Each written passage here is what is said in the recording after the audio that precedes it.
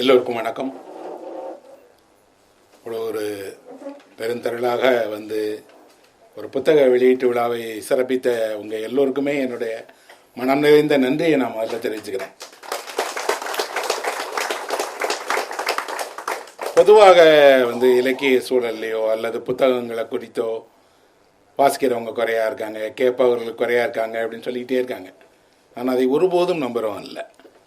நான் என்னுடைய இளமையில் படிக்க தொடங்கியதை போல 50 மடங்கு அதிகமாக இருக்காங்கங்கிறத கண்ணிலேயே பார்க்குறேன். இந்த அவையே அதுக்கு ஒரு சாட்சி. இவ்வளோ இளைஞர்கள் வந்திருக்காங்க, இவ்வளோ பேர் புத்தகம் படிக்கிறாங்க அப்படின்னா ஒரு எழுத்தாளனுக்கு அவர்கள் தரக்கூடிய பெரிய ஆதரவு என்பது நான் இருக்கிறேங்கிற அவர்களை வந்து பார்க்க வைக்கிறது தான். இந்த படிக்கிறவர்கள் நாங்கள் இருக்கிறோம், நீங்கள் எழுதலாம் அப்படின்னு ஒரு எழுத்தாளனுக்கு அவர்கள் தரக்கூடிய ஆதரவு இருக்கு இல்லையா, அதான் பெரிய விஷயம். உலகின் முதல் நாவல் அப்படிங்கிறத பற்றி நான் பேசலாம் அப்படின்னு நினச்சேன். ஏன்னா ஒரு நாவலாசிரியங்கிற முறையில் 11 நாவல்கள் எழுதியிருக்கேன். நிறைய நாவல்களை நான் தமிழில் படிச்சிருக்கேன், பிற மொழிகளில் படிச்சிருக்கிறேன். உலகத்தினுடைய முதல் நாவல் அப்படின்னு ஏதாவது ஒரு நாவலை சொல்ல முடியுமா அப்படின்னா அதை வரையறுக்க முடியாது. ஆனால் பழமையான நாவல், ஒரு 1000 ஆண்டுகளுக்கு முற்பட்ட நாவல், எழுதப்பட்டதிலேயே ரொம்ப தொன்மையான ஒரு நாவல்னு வேணால் அதை சொல்லலாம். ஏன்னா இதுக்கு முன்னாடி வேறு ஏதாவது எழுதப்பட்டு காணாமல் போயிருந்திருக்கலாம், கண்டுபிடிக்கப்படாமல் கூட இருக்கலாம், நாளைக்கு அது கண்டுபிடிக்கப்பட்டலாம். இப்போ வரை இருக்கக்கூடிய நாவல்களிலேயே ஒரு 1000 ஆண்டுகளுக்கு முந்தைய ஒரு நாவலை பற்றி தான் நான் இன்றைக்கு உங்களுக்கு அறிமுகம் செய்யலாம்னு நினைக்கிறேன். இந்த நாவல் ஜப்பானிய மொழியில் எழுதப்பட்டிருக்கிறது. இந்த நாவலோட பெயர் வந்து கெஞ்சி கதை, டேல் ஆஃப் கெஞ்சி அப்படின்னு. கெஞ்சி அப்படிங்கிறது ஒரு அரசரோட, இளவரசனுடைய பெயர். அந்த கெஞ்சிங்கிற இளவரசனுடைய பற்றின கதை தான் இந்த டேல் ஆஃப் கெஞ்சிங்கிறது. இந்த புத்தகம் 1004, 1005 அந்த ஆண்டுகளில் எழுத ஆரம்பித்து ஒரு 1020க்குள்ளாடி வெளியாயிருச்சு. அப்படின்னா நம்ம இப்போ இருந்து ஒரு 1000 வருஷத்துக்கு முன்னாடி, கிட்டத்தட்ட ஒரு 11ஆம் நூற்றாண்டில் எழுதப்பட்ட ஒரு புத்தகம் 1000 வருஷம்னா எத்தனை தலைமுறையை படிச்சிருப்பாங்கன்னு பாருங்கள். எவ்வளோ காலத்தை கடந்து ஒரு நாவல் வெளிவந்திருக்கு. நாவல்னு இன்னைக்கு நம்ம சொல்கிற அந்த வார்த்தையே அப்போ கிடையாது. நாவல் அப்படிங்கிற சொல்கிற வார்த்தையே இத்தாலிய மொழியை சேர்ந்த சொல், சிறியதை குறிப்பதற்காக உண்டான சொல். பெரியதை இன்றைக்கு அடையாளப்படுத்துகிறதா மாறிடுச்சு. ஆனால் அந்த லேடி முராசஹின்னு சொல்லப்படக்கூடிய அந்த அம்மா எழுதினாங்க இந்த நாவலை. ஒரு பெண் தான் உலகினுடைய முதல் நாவலாசிரியர். அதுவும் அந்த பெண் யார் அப்படின்னா அரண்மனையில் அந்த புறத்தில் பணிப்பெண்ணாக வேலை செய்த ராணியினுடைய உதவியாளராக இருந்த ஒரு பெண்.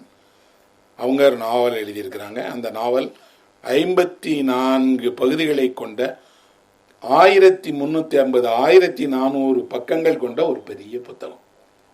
அப்போ சின்ன புத்தகம் கிடையாது. எனக்கு இன்று வரை இருக்கக்கூடிய ஆச்சரியம் என்னென்னா, அப்படி இவ்வளோ பெரிய புத்தகத்தை அவங்க எப்படி எழுதினாங்க? இப்போ அச்சு வசதியெல்லாம் வந்துடுச்சு, அதை எப்படி வெளியிட்டாங்க? அப்புறம் யார் படித்தார்கள்? ஏன்னா கல்வி குறைவாக இருந்த ஒரு காலகட்டத்தில் இவ்வளோ பெரிய நாவலை யார் படித்தாங்கன்னு. இந்த நாவல் எப்படி ஜப்பானில் வெளியிடப்பட்டது, எப்படியெல்லாம் இந்த நாவலை வந்து கொண்டாடினாங்கிறதுக்கு தனி வரலாறே இருக்கு. ஆனால் அந்த முராசகி சீமாட்டின்னு சொல்லப்படக்கூடிய அந்த பெண் எழுதின கெஞ்சி கதை அப்படிங்கக்கூடியது ஒரு அரசனுடைய வாழ்க்கையை விவரிக்கக்கூடியதாக இருந்தாலும் ஜப்பான், அதனுடைய பண்பாடு, அதில் நடந்த வேற வாழ்க்கையில் அந்த சரித்திர காலத்தினுடைய நிகழ்வுகளை எல்லாம் பற்றி தான் இந்த நாவல் எழுதப்பட்டிருக்கு. ஏன் அப்படி ஒரு நாவல் தமிழுக்கு படிக்கணும் அல்லது நமக்கு தொடர்பு இருக்குது? நானே என்ன கேட்டுக்கிட்டேன், இப்படி ஒரு நாவலை நான் சொல்வதற்கு முன்னாடி அது ஏன் நான் படிக்கணும் அல்லது இன்னொருத்தருக்கு சிபாரிசு செய்யணும் அப்படின்னு. இந்த நாவலினுடைய கதையை நான் அதிகம் விவரிக்க போகிறதில்ல. இந்த நாவலுடைய சில முக்கியமான விஷயங்களை மட்டும் சொல்லலான்னு பார்க்குறேன். குறிப்பாக இந்த நாவலில் ஒரு காட்சி வருகிறது. செரி மலர்கள் பூத்து குலுங்கக்கூடிய ஒரு பருவ காலம் அது. ஜப்பானில் அதை பார்ப்பதற்காக மக்கள் வருவாங்க. செரி மலர்கள் பூத்து இருக்கும்போது அந்த மலர்கள் முழுமையான அழகை வெளிப்படுத்துறதுனால அதை பார்ப்பதற்கு பயணம் செய்து பூங்காக்களுக்கு போய் மரத்தடியில் நின்று எல்லோரும் பூவை பார்ப்பாங்க. அப்படிலாம் நமக்கு பழக்கம் இல்லை. நமக்கு பூவை எங்கேயாவது பார்த்தா பறித்து கொள்ளுகிற பழக்கம் இருக்குது, விற்பனை செய்யலாம்ங்கிற பழக்கம் இருக்குது. இதையெல்லாம் விட அதை போட்டு நசுக்குனா நல்லா இருக்குமே அப்படின்னு பூவை பறித்த உடனே அதை காலில் இட்டு நசுக்கிறதுல நிறைய பேருக்கு ஆசை இருக்குது. ஆனால் இவர்கள் பூவை வேடிக்கை பார்ப்பார்கள். எப்படி பார்ப்பார்கள்? நல்ல உடை அணிந்து கொண்டு ஒரு திருமண வீட்டிற்கு செல்வது போல மிக முக்கியமான ஒரு விருந்திற்கு செல்வது போல அவ்வளவு அலங்காரத்தோடு அவ்வளோ சிறப்பான ஆடைகளை அணிந்து கொண்டு வீட்டில் இருக்கக்கூடிய எல்லோரும் போய் ஒரு குறிப்பிட்ட தூரத்தில் நின்று செரி மலரை வேடிக்கை பார்ப்பார்கள். அப்படி மலரை பார்ப்பது நான் இப்படி பார்த்துட்டு தலையை அப்படி அல்ல, பார்த்து கொண்டே இருப்பார்கள். ஒரு இசையை நீங்கள் அரை மணி நேரம் கேட்பது போல, விருப்பமான ஒரு ஓவியத்தை பார்ப்பது போல, உங்களுக்கு மிக பிடித்தமான ஒருவரை நேரில் சந்தித்து உரையாடுவது போல அந்த மரத்தை பார்ப்பார்கள். ஒருவர் இருவர் அல்ல, பூங்கா முழுவதும் அந்த செரி மலர்கள் பூத்திருக்கும்.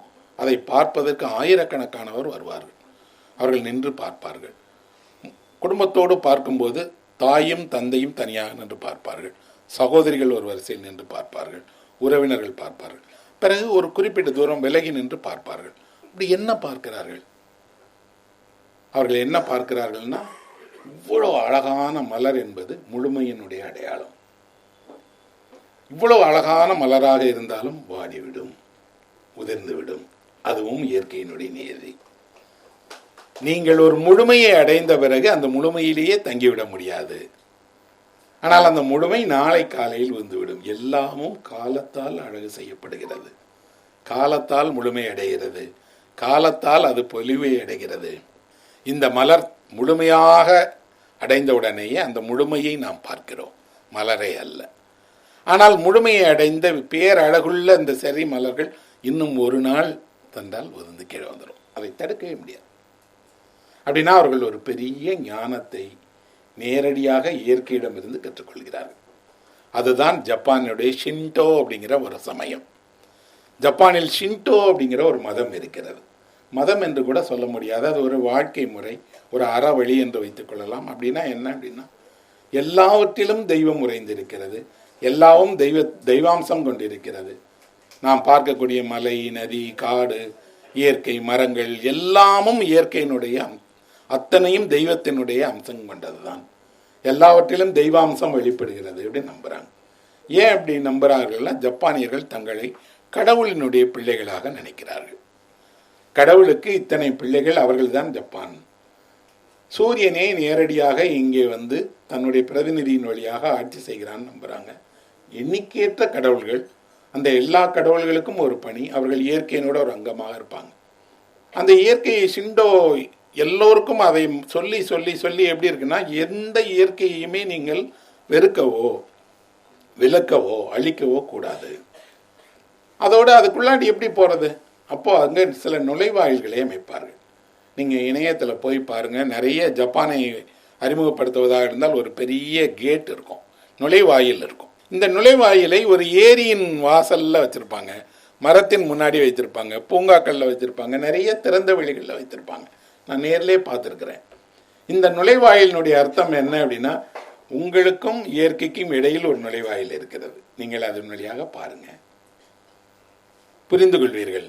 இந்த செரி மலர்களை பார்ப்பது என்பது அப்படி நீங்கள் அதோடு இணைவதற்கான ஒரு புள்ளி. நிலையாமையை அவர்கள் குழந்தைகளுக்கே அறிமுகப்படுத்துகிறாங்க. நிலையாமை என்பது உலகத்தில் யாரும், நீங்கள் எவ்வளவு பெரிய ஆளாக இருந்தாலும் இந்த உலகத்தில் நிரந்தரமாக இருந்துவிட முடியாது. அப்போ அதை நம்ம அச்சம் தரக்கூடிய ஒன்றாக மாற்றிட்டோம். ஐயோ நம்ம இறந்து போயிட போகிறோமே, நம்ம வாழ்க்கையில் இல்லையே, அப்படி அல்ல. உங்கள் வாழ்க்கை நிரந்தரமற்றதாக இருந்தாலும் நீங்கள் முழுமையை அடைவது தான் வாழ்வினுடைய நோக்கம். முழுமையை அடைவதற்கு என்ன செய்ய போகிறீங்க? இந்த நாவலில் அப்படி ஒரு காட்சி வருகிறது. ஒரு செரி மலர் பூத்திருக்கக்கூடிய ஒரு பெரிய மரத்தை பார்க்கக்கூடிய சிறுவன், காற்று அடித்தால்தானே இந்த மலர்கள் உதிரும், உதிர்ந்தால் தானே இது வாடிவிடும், காற்றே அடிக்காமல் இந்த மரத்தை காப்பாற்றினால் மலர்களை காப்பாற்றிட முடியாதா அப்படின்னு அந்த பையன் ஆசைப்படுறான். மரத்தை சுற்றி பெரிய தடுப்பை உருவாக்குங்கள்ங்கிறான். எப்படியாவது இந்த செரி மலர்களை நிரந்தரமாக்கிவிட முடியாதா அப்படின்னு நினைக்கிறான். ஆனால் அந்த சிறுவனுடைய முயற்சியில் அப்படி மலர் பூத்து விழுந்து வாடுறத பார்க்குறான். இந்த புத்தகமே இந்த பையனை போல நிலையாமை என்பதை தவிர்க்கவே முடியாது. அதே நேரம் என்னன்னா, நீ பார்க்கிற நேரத்தில் நீ ஒரு ஆனந்தம் அடைகிற, அது முழுமையை அடைவதன் வழியாக தான் முழுமையை அடைந்து விட்டோம் என்பதை வாசனையாக, நிறமாக, அழகாக வெளிப்படுத்திக் கொள்கிறது இல்லையா? அப்படி வெளிப்படுத்தி கொள்ள முடியும் அப்படின்னா மனித வாழ்க்கை என்பது இப்படியானது தான். இதை சொல்வதற்காகவும் இந்த நாவல் எழுதப்பட்டிருக்கிறது. இந்த நாவலில் இன்னொரு காட்சி இருக்குது. இந்த நாவலில் வரக்கூடிய மிக முக்கியமான ஒரு பெண் கதாபாத்திரம். அவள் பெயர் தான் முராசாகி. முராசாகின்னு இதில் ஒரு ராணி வர்றாங்க. அவள் மரண படுக்கையில் இருக்கும்போது அவளை பார்ப்பதற்காக இந்த கதையினுடைய நாயகனான கெஞ்சி போகிறான். கெஞ்சி போய் அவள்கிட்ட சொல்கிறான், நானும் நீயும் வாழத் தொடங்கினோம், ஒன்றாக வாழ்ந்தோம், பிரிவே கிடையாதுன்னு நினைக்கிறோம். ஆனால் இப்போது நீ உன்னுடைய வாழ்வினுடைய இறுதி நாட்களில் இருக்கிற, நான் நலமாக இருக்கிறேன், நீ இல்லாததை நான் எப்படி ஏற்றுக்கொள்ள முடியும் அப்படின்னு கேட்குறான். அந்த பெண் 10 வயதில் அவனால் எடுத்துட்டு வரப்பட்டு வளர்க்கப்பட்ட பிறகு அவனே அவளை திருமணமும் செய்து கொண்டு அவனுக்கு உற்ற துணையாக இருக்கக்கூடிய ஒரு ரொம்ப நாள் அவனோடையே வாழ்ந்த அவனுடைய ரொம்ப நெருக்கமான மனைவி. அவள் அவனுக்கு ஒரு உதாரணத்தை சொல்கிறா. என்ன அப்படின்னா, கடைசி பனித்துளி நான். ஒரு பனித்துளி எவ்வளவு நேரம் இருக்க முடியும்? அவ்வளோ நேரம்தான் இருக்க முடியும். அது கொஞ்சம் கொஞ்சமாக மறைவதை உன்னால் தடுக்கவே முடியாது. ஆனால் பனித்துளி மறைவது போல உன் முன்னாடி இருந்து நான் கொஞ்சம் கொஞ்சமாக மறைஞ்சிக்கிட்டே இருக்கேன். மறைந்த பிறகு பனித்துளி இருந்ததுக்கான அடையாளம் தெரியாது அப்படிங்கிறார். இந்த 2 காட்சிகளுமே இந்த நாவலில் வருவதாக இருந்தாலும், இந்த நாவலின் வழியாக 2 முக்கியமான மைய படிமங்களைப் போல எனக்கு தோன்றுது. என்னன்னா, ஒன்று இயற்கையில் வரக்கூடிய முழுமையை அடைகிறது, இன்னொன்று சின்ன பனித்துளிக்குள் ஒரு முழுமையான ஈரமும் இந்த மொத்த உலகமும் அதுக்குள்ள அடி தெரியும். நீங்கள் பல நேரங்களில் என்ன அப்படின்னா, இந்த மொத்த உலகத்தையும் ஒரு சின்ன பனித்துளிக்குள்ளே பார்த்துடலாம். ஆனால் அது கடைசி பனித்துளி, அவ்வளோதான் போயிடும். அப்போ வாழ்வினுடைய நிலையாமையை சொல்வதற்கு எழுதப்பட்ட புத்தகம் தானா இது அப்படின்னா, ஒரு வகையில் இது நிலையாமையை பற்றி சொல்லப்பட்ட புத்தகம். இன்னொரு புத்தகம் வாழ்க்கையை கொண்டாடுகிற புத்தகம். வாழ்க்கையை கொண்டாடுகிற புத்தகம் அப்படின்னா, இந்த வரலாற்றை பற்றின புத்தகமாக இருந்தாலும் சரி, இந்த புத்தகத்தில் போர் கிடையாது, யுத்தம் செய்ய மாட்டாங்க, பெரிய பகை கிடையாது, யாரும் யார் மீதும் சண்டை தொடுக்க மாட்டாங்க. புத்தகம் முழுவதும் என்ன இருக்குது அப்படின்னா, புத்தகம் முழுவதுமே இன்பங்களை தேடுவது தான். அதிலும் குறிப்பாக ஒரு ஆணினுடைய வேறு வேறு வேறு வகையான காதல் வாழ்க்கையை சொல்லுகிற புத்தகம் தான் இது. கெஞ்சி கதை அப்படின்னு வைத்திருக்கூடாது, கெஞ்சியும் அவனுடைய நிறைய காதலும்னு வைத்திருக்கணும். ஏன்னா அவன் அத்தனை பெண்களை காதலிக்கிறான். அப்படி காதலிக்கிற பெண்களை எல்லாம் ஆறுயிராக நினைக்கிறான். அந்த பெண்ணே வாழ்க்கைன்னு நினைக்கிறான். அதுக்கப்புறம் இன்னொரு பெண்ணை தேடி போயிடுறான். இதை எழுதியது ஒரு பெண் தான். அவளுக்கு தெரிகிறது என்னன்னா, எதனால் இப்படியெல்லாம் ஒருத்தன் ஒவ்வொரு பெண் மீதாக புதிதாக காதலை, இதில் ஒவ்வொரு காதலுக்கும் ஒரு காரணம் இருக்குது. அந்த காதல் உருவாகிற விதம் எப்படிங்கிறத எழுதுகிறாங்க. அது ஏன் பிரிவை சந்திக்கிறாங்கன்னு இருக்கு. நான் இந்த புத்தகம் படிக்கும்போது ஒரு பெரிய அதிர்ச்சியை அடைந்தேன். என்ன அப்படின்னா, நாம் வரலாற்று புத்தகங்கள்லாம் படிக்கும்போது மன்னருக்கு 200 மனைவி, 300 மனைவி, சில புத்தகங்களில் 600 மனைவி, 1000 மனைவிலாம் இருக்கும். அந்த புறத்தை பற்றி மிகையாக எழுதியிருப்பாங்க. அந்த புறம்ங்கிறது ஒரு பெரிய ஆடம்பரமான கேளிக்கைக்கான இடம்னு. இதை படிக்கும்போது தான் தெரியும், அந்த புறம் என்பது ஒரு மாபெரும் நரகம் அப்படிங்கிறத இந்த புத்தகம் காட்டுது. அங்கே நடப்பது என்ன? ஒரு திறந்த வெளி சிறைச்சாலையை போல பெண்கள் அங்கே உழவுகிறார்கள். அவர்கள் எல்லோரும் தன்னை தினசரி அலங்காரப்படுத்தி கொண்டு தயாராக இருக்கணும், ஆனால் அழைக்கப்பட மாட்டார்கள். மன்னருக்கான வெறுமான விருப்ப பொம்மைகள் தான் அவர்கள். இந்த உலகத்தை எது நடத்துகிறது? எனக்கு இந்த புத்தகம் படிக்கும்போது என் மனதில் ஒரு கற்பனை வந்தது. ஒரு பெரிய ஏணி, அந்த ஏணியில் ஏறினால் நீங்கள் உச்சத்தை அடைந்திடலாம். ஆனால் எல்லோரும் ஒரே நேரத்தில் ஒரு ஏணியில் ஏற முற்பட்டால் என்ன நடக்கும்? ஏணியை முறிப்பது தான் முதல்ல நடக்கும். நான் ஏறாவிட்டாலும் பரவாயில்லை, இன்னொருத்தர் ஏணியில மேலே ஏறிடக்கூடாது. இந்த அந்த புறத்தில் இருக்கக்கூடிய அத்தனை பெண்களும் அரசனுக்கு விருப்பமான பெண்ணாக மாறணும்னு நினைக்கிறாங்க. மாற முடியாத போது அத்தனை பேரும் இன்னொருவர் ஆகக்கூடாது என்பதில் இருக்கிறார்கள். இந்த உலகிலேயே ஜெலசி என்று சொல்லப்படக்கூடிய பொறாமையை பற்றி இவ்வளவு விரிவாக எழுதப்பட்ட வேற ஒரு புத்தகமே கிடையாது. பொறாமை என்பதை நாம் வெறுமனாக என்ன நினைத்திருக்கிறோம் அப்படின்னா, ஒரு சின்ன கசப்பு உருண்டையாக நினைத்து கொண்டிருக்கும் போது, இது ஒரு திராவகம் போல இன்னொருவரை அழிக்கக்கூடிய பொறாமையினுடைய ஒரு விஸ்வரூபத்தை இந்த நாவல் எழுதியிருக்கு. யார் யாரை பார்த்து பொறாமைப்படுகிறார்கள், யார் யாரை பார்த்தும் பொறாமைப்படுகிறார்கள். இந்த புத்தகத்தினுடைய துவக்கத்தில் ஒரு பேரரசர் இருக்கிறார். இந்த பேரரசருக்கு இப்படி நிறைய ஆசை நாயகிகள், அவருக்கு மனைவி இருக்கிறாங்க, பட்டத்து ராணி. ஆனால் அவருக்கு விருப்பமான வெவ்வேறு வயது பெண்களே அவர் அழைத்து அந்த புறத்தில் தங்க வைத்து ஆசை நாயகியாக வைத்துக் கொள்றார். அதில் அந்த ஆசை நாயகிகளுக்கு பேரெல்லாம் கிடையாது. அவர்கள் எங்கே வசிக்கிறார்களோ அந்த வசிப்பிடத்தினுடைய பெயர் தான் அவங்களோட பெயர். அக்பர் அப்படித்தான் வைத்திருந்தார்.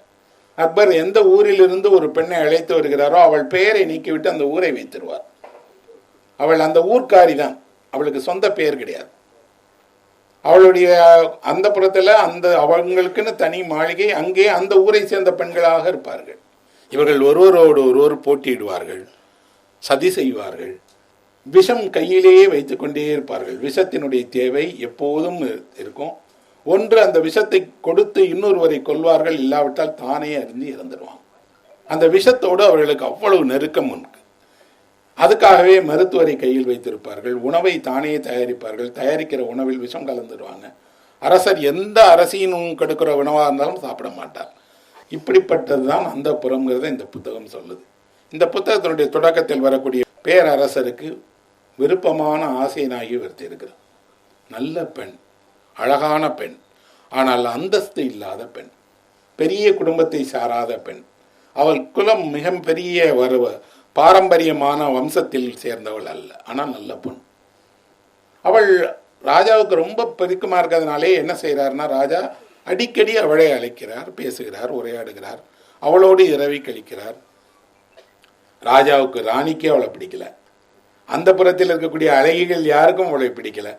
பிடிக்காதோடு அவர்கள் எல்லாம் இவளை எப்படி இங்கிருந்து வெளியேற்றுவதுன்னு நினைக்கிறாங்க. ஒரு பெண் தன் வாழ்நாள் எல்லாம் சந்திக்கக்கூடிய பெரிய பிரச்சனை இன்னொரு பெண்ணால் எப்போது வெளியேற்றப்படுவோங்கிறது தான். அப்படி வெளியேற்றப்படுவதற்கான காரணங்கள் எதுவாக வேண்டுமானாலும் இருக்கும். இந்த பெண் இருக்கக்கூடிய இடத்திலிருந்து மன்னர் இருக்கக்கூடிய அறை கொஞ்சம் தொலைவில் இருக்கு. அழைத்தால் இங்கிருந்து அவ போகணும். எப்படி அழைப்பார்கள் என்றால் ஆச்சரியமாக இருக்கும். எல்லா தேசத்து மன்னர்களும் அன்று இரவு எந்த பெண்ணோடு உறங்குவது என்பதை அவர் முடிவு செய்ய மாட்டார், அவருடைய ஜோதிடர் தான் முடிவு செய்வார். அவருடைய ஜோதிடர் அந்த நாளை முடிவு செய்து, நட்சத்திரத்தை முடிவு செய்து, அந்த நாளில் பொருத்தமான பெண் இருக்கிறாள் என்றால் அவளை முடிவு செய்து, அவளுடைய ருதுவை கணக்கிட்டு, அந்த பெண்ணிற்கு காலையிலிருந்தே பட்டினி போட வைத்து, அவள் வெறும் வயிற்றோடு இருப்பது மாதிரி பார்த்துக்கிட்டு, அவளை எப்படி குளிக்க வைக்க வேண்டும், எப்படி உடை உடுத்திக் கொள்ள வேண்டும்ங்கிற வரைக்கும் ஜோதிடர் முடிவு செய்து சொன்னால்தான் அவள் அன்று மன்னரை சந்திக்க முடியும். இதற்கு இடையில் என்ன நடக்கும் அப்படின்னீங்கன்னா, அப்படி ஒரு பெண்ணுக்கு அரசரிடமிருந்து அழைப்பு வந்து விட்டால் அவளுடைய அத்தனை உறவினர்களுக்கும் அந்த புறத்தில் இருப்பவர்களுக்கும் அரசர் பரிசு அனுப்ப வேண்டும். ஸோ அரசர் அந்த பெண்ணுக்கு பரிசு, உறவினர்களுக்கு பரிசு, துணை பெண்களுக்கு பரிசு, சேடிகளுக்கு பரிசு என்று இருப்பார்கள். இதில் நாம் வரலாற்றை வெறுமனாக புத்தகத்தில் படிச்சிருக்கோம். நிஜமாக ஒரு அந்த புறத்தில் பார்த்தால் அந்த புறத்தில் ஒரு ஆசை நாயகியினுடைய ஆடைகளை பாதுகாப்பதற்கு மட்டுமே 8 பெண்கள் இருப்பார்கள். அதை தைத்து தருவதற்கு 20 பெண்கள் இருப்பார்கள். அதை மடித்து வைப்பதற்கு 4 பெண்கள் இருப்பார்கள். 7 ஆடைகளை அணிந்திருப்பார்கள். ஒரு ஆடை இல்லை, 7 ஆடைகளை அணிந்திருப்பார்கள். இந்த ஒவ்வொரு ஆடையிலும் என்ன அலங்காரம் செய்யணும், முத்து எங்கே வைக்கணும், எங்கே கோமேதகம் வைக்கணும், எந்த நிறத்தில் வைக்கணும் என்பது வரை தேர்வு செய்வார்கள். வந்துக்கிட்டே இருப்பாங்க. இதற்காக என்னன்னா, எல்லா நிலையில் இருக்கக்கூடிய ஆசை நாய்களுக்கும் தனி வணிகர்கள் உண்டு, அவர்கள் வருவார்கள். அக்பர் தன் காலத்தில் அந்த புறத்திற்கென்றே ஒரு சந்தையை உருவாக்கி இருந்தார். ஒரே நல்ல மேளா நடக்கும், எல்லாரும் வருவாங்க, எல்லா வணிகர்களும் விற்பார்கள். இந்த பொண்ணு அழகான பொண்ணு அப்படி இல்லை. அவள் தனியாக ஒரு அறையில் வசிக்கிறார். ராஜா கூப்பிட்டா போகணும். கூப்பிட்டால் போவதற்கு இவள் கடந்து வரக்கூடிய வழி இருக்கு இல்லையா, அதில் வேறு வேறு பெண்களுடைய அறை இருக்கு. அந்த புறத்தினுடைய அந்த பெரிய வராந்தையில் நீங்கள் நடந்து வரணும். நீங்கள் நடந்து அரசருடைய அறைக்கு போகிற வழியில் அவளை பிடிக்காத பெண்கள் என்ன செய்வார்களாம் என்றால், வேண்டுமென்றே வழியில் தடுப்பை உருவாக்கிடுவாங்க. அவள் இந்த கதவின் வழியாக போனால் போய்விடுவா, இந்த கதவை மூடி 2 பணிப்பெண்களை வைத்து வெளிவாசல் வழியாக அவள் அரண்மனையை தாண்டி வெளியே போய் வீதியில் நடந்து திரும்ப போகட்டும். அப்படின்னா எல்லோரும் பார்வையிலும் அவள் படட்டும். அவள் அரண்மனையில் அரசருக்கு விருப்பமான பெண்ணாக இருப்பதற்கான தண்டனை என்ன என்றால், என்னை போன்ற பெண்கள் சகித்து கொண்டிருக்க மாட்டோம் அப்படிங்கிறது. அவள் மன்னரிடம் சொல்கிறார், ஒவ்வொரு நாளும் நீங்கள் அழைத்தால் நான் இந்த அவமானத்துக்கு உட்படுறேன். நீங்கள் தான் என்னை அழைக்கிறீர்கள், ஆனால் நீங்கள் அழைத்து நான் பாதுகாவலரோடு வரும்போதும் கூட கதவுகளை அடைச்சிட்டாங்க, வழியை மூடிடுறாங்க, வெளியே சுற்றி வர வேண்டியிருக்கிறது, அவமானமாக இருக்கிறது. அரசர் சொல்றார், என்னால் ஒன்றுமே செய்ய முடியாது, ஏன்னா ராணியினுடைய உத்தரவு அதெல்லாம். ராணி அப்படித்தான் இருப்பார், ராணி அப்படித்தான் நடந்து கொள்வார். இவர்களை வெல்ல வேண்டும் என்றால் ஒரே ஒரு வழிதான் இருக்கிறது. என்னன்னா, நீ எனக்காக ஒரு குழந்தையை பெற்றுக் கொடுத்தால் அவர்களை வென்றலாம்ங்கிறார். அரசருக்கு குழந்தைகள் ஒருபோதும் அவர்கள் வாரிசுகள் அல்ல, அதிகாரத்திற்கான வாரிசுகள். அதிலும் ஆண் குழந்தையை அவள் பெற்றுக் கொடுத்தால் மட்டும்தான் இவள் அரசியை வெல்ல முடியும். அப்போ அவள் சொல்றா, அது என் கையில் இல்லை, ஆனால் நான் உங்களை பார்க்க விரும்புகிறேன், பார்ப்பதில் இவளருக்கு தடை இருக்கு அப்படின்னு. அரசர் அப்போ என்ன செய்கிறார் என்றால், இவள் வருவதற்கான சிறப்பு உத்தரவை போடுகிறார், தடையை வைக்கக்கூடாது. ஆனால் அந்த புறத்திற்குள் எந்த அரசரனுடைய எந்த உத்தரவுக்கும் ஒரு மதிப்பும் கிடையாது. அவர் நுழையலாம், அங்கே இருப்பவர்கள் எல்லாம் ராணியினுடைய ஆட்கள், அவர்கள் ராணி சொல்வதை மட்டும்தான் கேட்பார்கள். ராணிக்கு அடுத்த நிலையில் ஒரு பெரிய ஆசை நாயகி இருக்கிறாள். அவள் இதற்கு முன்னால் மன்னரோடு நெருக்கமாக இருந்தால், அவளுக்கு ஆண் குழந்தை இருக்கிறது, அவன்தான் அடுத்த வாரிசு.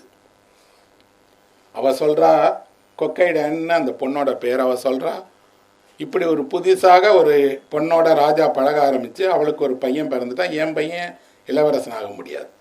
ஆகவே இந்த சந்திப்பே நடக்கக்கூடாது. இன்னும் அவளை ஏதேனும் ஒரு வகையில் தண்டிப்பதாக இருந்தால் அவளுக்கு நீங்கள் உணவில் விஷம் கொடுங்கள், அவளை நடக்க விடாமல் செய்யுங்கள், அரண்மனை வைத்தியரை பார்த்து அவளை முடிந்தவரை முடக்கமாக செய்யுங்கள்ங்கிறார். ஒரு சின்ன பொண்ணு, அழகான பொண்ணு, மன்னரனுடைய ஆசைக்காக அவள் இத்தனை தடைகளையும் தாண்டி மன்னரை பார்க்கிறார். மன்னர் கேட்கிறார், இவ்வளவு ஆபத்து இருக்கு, இவ்வளவு செய்கிறாங்க, ஆனால் நீ என் மேல இருக்கக்கூடிய பிரியத்தால் இப்படியே வரையன்னு கேட்டபோது அவள் சொல்லுகிறாள், என்னுடைய தந்தை எனக்கு கிடையாது, தாய் தான் இருக்கிறார். என் தாய், நாங்கள் ஒரு சாதாரண குடும்பத்தை சேர்ந்த பெண். என் தந்தைக்கு ஒரு ஆசை இருந்தது, நான் ஒரு ராணியை போல வாழணும்னு. அதனாலே என் அம்மாவிடம் சொன்னார், இவளுக்கு கலையை கற்றுக் கொடுத்து, இசையை கற்றுக் கொடுத்து, அழகை இவளை நிகரற்றவளாக்கி எப்படியாவது அரண்மனைக்குள்ள அனுப்பி எப்படியாவது மன்னரின் கண்ணில் பட வைத்து அந்த இடத்தை உருவாக்கி விட வேணும்னு இறந்துட்டாரு. எங்க அம்மா என்ன அனுப்புனாங்க. இப்போது கூட நான் என்னுடைய மறைந்த தந்தையினுடைய ஆசைக்காகத்தான் இந்த அவமானங்களை எல்லாம் சந்தித்துக் கொண்டிருக்கிறேன் சொல்றான். அவளுக்கு குழந்தை உருவாகிறது. இப்போ அரண்மனையில் அந்த செய்தி அதிகமான ஒரு கோபத்தை, ஆத்திரத்தை உருவாக்குது. இப்போ அவள் எதற்கு பயப்படுகிறாள் என்றால், கண்டிப்பாக இந்த குழந்தையை பிறக்க விட மாட்டாங்க, இந்த குழந்தை இறந்துடும், யாரை நம்பியுமே நான் இங்கே அந்த குழந்தையை வைத்துக் கொள்ள மாட்டேன், ஆனால் என்னை என்னோட அம்மா வீட்டுக்கு அனுப்பிடுங்க, நான் பாதுகாப்பாக குழந்தையை பெற்று திரும்பி வரேன். மன்னருக்கு என்ன அப்படின்னா, நீ ஒரு குழந்தையை பெறுகிற போது நீ ஒரு ராணியாக என் பக்கத்தில் தானே இருக்கணும், நீ ஏன் போய் உங்கள் அம்மா வீட்டுக்கு போகிறேங்கன்னு அனுப்ப மாட்டேங்கிறார். ஆனால் அவள் வேறு வழியே இல்லாமல் அரண்மனையிலிருந்து வெளியேறி அவளுடைய அம்மா வீட்டுக்கு போய் அம்மா வீட்டிலேருந்து ஒரு பையனை பிறக்கிறாள். அவன்தான் கெஞ்சி. இந்த நாவலில் வரக்கூடிய நாவலினுடைய நாயகன் யாரு அப்படின்னா, இப்படி ஒரு பேரரசருக்கும் ஒரு ஆசை நாயகிக்கும் பிறக்கிற பையன். அவனை பற்றி அந்த நாவலில் அந்த எழுத்தாளர் சொல்கிறார், அவன் ஒளி பொருந்தியவன், பிரகாசன், பார்த்தாலே தெரியும் அவ்வளோ அழகானவன். ஆனால் அவன் பிறந்த சில நாட்களிலேயே அந்த அவனுடைய அம்மா இறந்துட்டான். முதன்முறையாக ஒரு புத்தகத்தில் நான் ஒரு பேரரசர் கண்ணீர் விடுகிற காட்சியை பார்த்தேன். ஏன்னா நம்ம படித்த புத்தகங்களில் எல்லாம் பேரரசர்கள் என்ன செய்வாங்கன்னா, யானையின் மீது வருவாங்க, போர்க்களத்தில் சண்டை போடுவாங்க, பெரு வெற்றிகளை கொண்டாடுவாங்க, குடிப்பாங்க, கூத்தாடுவாங்க. ஆனால் மனைவியை இழந்த பேரரசர் துக்கம் தாழாமல் கண்ணீர் விட்டுட்டே இருக்கார். அவருக்கு அந்த துக்கத்திலிருந்து மீளவே முடியல. அரண்மனையில் இருக்கிறாரே தவிர எல்லா நடவடிக்கைகளையும் விட்டுறார். ஒரு மனைவி இறந்த துக்கம் ஒரு பேரரசரை என்ன செய்யும் அப்படின்னு இந்த நாவலில் தான் ஒரு பொண்ணு நிஜமாக எழுதியிருக்கிறார். அவர் முடங்கிறார். அவருடைய ஒவ்வொரு ஆசை நாயகியாக என்ன செய்யறாருன்னா, இவர் வரல, பார்க்கல, அவங்க எல்லாரும் அப்படியே உறைந்து போயிடுறாங்க. இவரை மகிழ்ச்சிப்படுவதற்காக இசை வாசிக்கிறாங்க. இவளுக்கோ அந்த மனைவியை பற்றிய நினைப்பு கண்ணீர் விட்டுட்டே இருக்கிறார். குழந்தையை பாட்டி வீட்டில் வளர்க்குறாங்க. ஸோ பாட்டி வீட்டில் போய் குழந்தையை பார்க்கணும், மன்னர் போய் பார்க்க முடியாது, அது நாட்டினுடைய தடை விதி. கொண்டு வந்து காட்டுங்க அப்படின்னா, கொண்டு வந்து காட்டினா குழந்தையை கொண்டுருவாங்க, அதனால கொண்டு வர மாட்டோங்கிறாங்க. பிறந்த குழந்தையை பார்க்க முடியல, அந்த குழந்தையை நேசிக்கிற அளவுக்கு அதை நம்ம கண்ணில் கூட காட்ட மாட்டேங்கிறாங்களேன்னு வர சொல்லி கடிதம் அனுப்பிக்கிட்டே இருக்கிறார். ஆனால் அந்த அம்மா வந்து சொல்கிறாங்க, குறிப்பிட்ட வயதான உடனே குழந்தையை கொண்டு வந்து உங்கள்கிட்ட காட்டுவோம், அது வரைக்கும் காத்துடுங்க அப்படின்னு. இந்த மன்னரை மகிழ்ச்சிப்படுத்த முடியாத பெண்கள் எல்லோரும் ஒன்று சேர்ந்து என்ன பண்ணாங்கன்னா, ஏதாவது செய்து இந்த மன்னரை திரும்ப அதே போல பழைய மன்னராக்கணும்னு நினைக்கும் போது இறந்து போன அந்த பெண்ணினுடைய முகஜாயலில் யாராவது ஒரு பொண்ணு இருக்காங்களான்னு அடுப்புறா தேடுறாங்க. புசித் சுபோ அப்படின்னு ஒரு பெண்ணை கண்டுபிடிக்கிறாங்க. அவளும் இறந்து போன கெஞ்சியினுடைய தாயும் ஒரே போல இருப்பாங்க. இவளை எப்படி நீங்கள் இன்னொரு 2 பேர் இரட்டை பிறவியா இருந்து பார்த்தீங்கன்னா எப்படி இருக்குமோ அப்படி அவ இருக்கிறார். அரசருக்கு இறந்த மனைவியை போல ஒரு பெண்ணு கிடைச்சான்னு உடனே பழையபடி மகிழ்ச்சி அடைஞ்சிடறார். பழையபடி அவர் அந்த புறத்துக்கு போக ஆரம்பிச்சிடார். அந்த பெண்ணை பார்க்கிறார். அந்த பெண்ணிடம் இந்த குழந்தையை பற்றி சொல்லிட்டே இருக்கிறார். அவள் சொல்றா, நான் அவளை போல இருக்கிறேனே தவிர அவள் அல்ல. நீங்க தான் அவளை பார்த்திருக்கிறீர்கள், பழகிருக்கீங்க, எனக்கு தெரியாது. அவளுடைய குழந்தையை பற்றி எல்லாம் இங்கே பேசாதீங்கன்னப்ப அவர் சொல்றார், இல்லை, அந்த குழந்தையை நான் இளவரசனாக்க போறேன், பட்டம் சூட்ட போகிறேன், அடுத்த அரசனாக வரப்போகிறேன். அவனை நீதான் வளர்க்கணும், நீதான் கொண்டு வரணும், அரண்மனைக்கு கொண்டு வரேங்கிறாங்க. அரண்மனைக்கு கொண்டு வருகிறார்கள் அந்த பையனை. அரசர் பார்க்கிறார். நம்ம ஊர் அப்பாக்களை போலவே அந்த அரசரும் நடந்து கொள்கிறார். பையன் எதிர்காலம் எப்படி இருக்கணும் ஜோசியம் பார்க்கணும். ஒரு அரசருக்கும் கூடவா இந்த தேவை இருக்கிறது? ஒரு சாமானிய மனிதனுக்கு பிள்ளைகள் என்ன வாங்கன்னு தெரியாது. ஆனால் இந்த அரசருக்கு என்ன இருக்குன்னா, என் பையன் என்னவான்னு பார்க்கணும், நல்ல ஜோதிடராக பார்த்து எதிர்காலத்தில் எப்படி இருப்பாங்கிறத தெரிஞ்சு கொள்ளணும். அப்போ கூட பாருங்க, ஜப்பானில் ஒரு கொரிய ஜோதிடர் தான் சிறந்தவராக இருக்கிறார், ஜப்பானிய ஜோதிடர் அல்ல. ஏன்னா அந்த ஊரில் அந்த சமயம் அதையெல்லாம் அனுமதிக்காது. ஒரு கொரிய ஜோதிடரை அழைத்து வருகிறார்கள். கொரிய ஜோதிடரிடம் குழந்தையினுடைய பிறப்பை சொல்லுகிறார்கள், நட்சத்திரத்தை சொல்றாங்க, குழந்தையை பற்றின தகவல்களை எல்லாம் கேட்டுட்டு அந்த கொரிய ஜோதிடர் நம்ம ஜோதியம் ஜாதகம் பார்க்குற மாதிரியே அவர் கணிக்கிறார். கணித்துட்டு அவர் சொல்லுகிறார், அவன் மிகப்பெரிய ஆளாக வருவான், ஆனால் அவன் அரசராக மாட்டான்னு சொல்றார். அவனுடைய வாழ்க்கை நீங்கள் நினைப்பது போல பெரிய உயச்சங்களை அடையாது, நிறைய தோல்விகளை, கசப்பை, நிறைய சிக்கல்களை அவன் அடைவான், ஆனால் அவனுடைய வாரிசு அரசராவார்னு சொல்றார். மன்னருக்கு இவன் சொன்னது நல்லதா கெட்டதா? மன்னர் உடனடியாக அமைச்சரை கேட்கிறாரு, இவன் ஜோசியன் சொன்னானே யாருக்கும் சொல்லாதீங்க, ஏன்னா இது வெளியே போயிருச்சுனாலே அடுத்த மன்னர் வந்துடுவார், சதி செய்து விடுவாருங்க. மாறாக நீங்களே சில ஜோதிடர்களை ஏற்பாடு செய்து இவனை பற்றி மிக நல்லதா சொல்லியிருக்காங்கன்னு சொல்லுங்க. அரண்மனையில் அதுக்கு உடனே, அரண்மனைக்கு உண்மையில் ஒரு 1000 காதுகள் இருக்கு. அங்கே எந்த ரகசியமும் யார் பேசினாலும் உடனே இன்னொரு வெளியே போயிடும், யாரோ ஒருத்தர் தெரிஞ்சிடும்.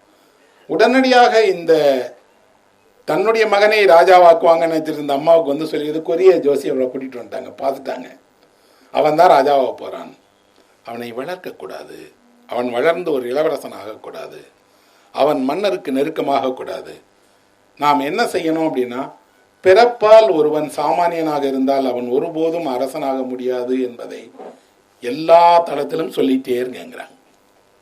இவன் அரசருக்கு பிறந்திருக்கலாம், ஆனால் அவனுடைய அன்னை அரசிக்குரியவள் அல்ல, அவள் ஒரு சாதாரண குடும்பத்தை சேர்ந்தவள். அந்த அன்னையின் பொருட்டு அவனுக்கும் அந்த அந்தஸ்து வழங்கப்படக்கூடாது. அதில் அவர்கள் வென்று விடுகிறார்கள். கெஞ்சி ஒருபோதும் பெரிய அரச வம்சத்தினுடைய பேரொளிமிக்கவனாக வர முடியல, அவனை வரக்கூடாது என்பதை இவர்கள் என்ன செய்கிறார்களோ அதுபடியே எனக்கு. யாரை இவனுக்கு முன்னாடி இளவரசனாக வைத்தார்களோ அவன்தான் அரசனாகிறான்.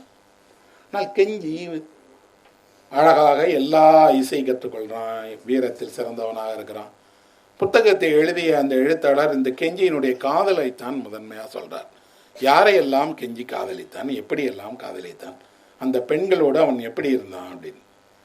இந்த கெஞ்சிக்கு இளவரசு பட்டம் அல்ல, ஆனால் ஒரு உயரிய பதவி முதல்ல அவங்க தந்தை கொடுத்த உடனேயே ஒரு அமைச்சர் முடிவு செய்கிறார், இவன் கண்டிப்பா நாளைக்கு இளவரசன் ஆயிடுவான், மன்னராவதுக்கு வாய்ப்பு அதிகம், நம்ம பொண்ணை இப்பயே கொடுத்துருவோம் அப்படின்னு உடனே அவனுக்கு பொண்ணு கொடுத்துறாங்க. அந்த பெண்ணிற்கு இவனை பிடிக்கவே இல்லை. இந்த புத்தகம் முழுவதும் இன்னொரு விஷயம் தொடர்ந்து சொல்லப்பட்டே இருக்கிறது என்ன அப்படின்னா, மனைவியால் அவமானப்படுத்தப்படக்கூடிய கணவனை பற்றி சொல்லிக்கிட்டே இருக்கு. அந்த பெண் அந்த நாவல் முழுவதும் அந்த கணவனை அவமானப்படுத்துவதில் சந்தோஷம் அடைகிறான். அவ சொல்றா, நீ யாரா வேணாலும் இரு, நீ பெரும் ஒளிபருந்திய வீரனாக இரு, இந்த மொத்த அரண்மனையே உன் புகழ் பாடட்டும், ஆனால் என்னை பார்க்க நீ வந்தேன்னா நான் உன்னை அவமானப்படுத்த தான் செய்வேன். இவன் கேட்கிறான், எப்போ எது குறித்து நான் பேசுவதற்கு வந்தாலும், கேட்பதற்கு வந்தாலும், உன்னை பார்ப்பதற்கு வந்தாலும் சுடு சொல்களாலேயே சொல்றேன் அப்படின்னா அப்படிதான். ஏன் அப்படின்னா, உன்னை வெறுப்பதன் வழியாக தான் என்னுடைய ஆசையை நான் காட்டிக்கொள்ள முடியும். ஒரு வினோதமான பெண்ணினுடைய மனதை இந்த அம்மா எழுதுறாங்க. என்ன அப்படின்னா, வெறுப்பு எங்கே இருந்து பிறக்கிறது? உன்னை கல்யாணம் பண்ணிக்கணும் எனக்கு ஏதாவது கட்டாயமா? எங்க அப்பாவுக்கு அமைச்சராக இருக்கிறாங்கிறதுனால அவர் தன்னுடைய அரசியல் காரணங்களுக்காக என்ன உன்னை கல்யாணம் பண்ணி வச்சிருக்காரு. உனக்கு நிறைய காதல், நிறைய பெண்கள் நிறைய இருக்கு. நான் ஏன் உன்னை வரவேற்று உனக்கு எல்லாம் செய்யணும்? மகள் அவமானப்படுத்துகிற இந்த தருணத்துல எல்லாம் அந்த வீட்டில் இருக்கக்கூடிய மாமனார் அவனை வரவேற்று, பொண்ணு அப்படிதான் மாப்பிள்ள இருக்கும், நீங்க கோச்சுக்கிடாதீங்க, நீங்க நாட்டுக்கே ராஜாவாக போறவரு, என் மேல எந்த வருத்தம் படாதீங்கன்னு அப்படி விழுந்து விழுந்து உபசாரம் பண்றாரு.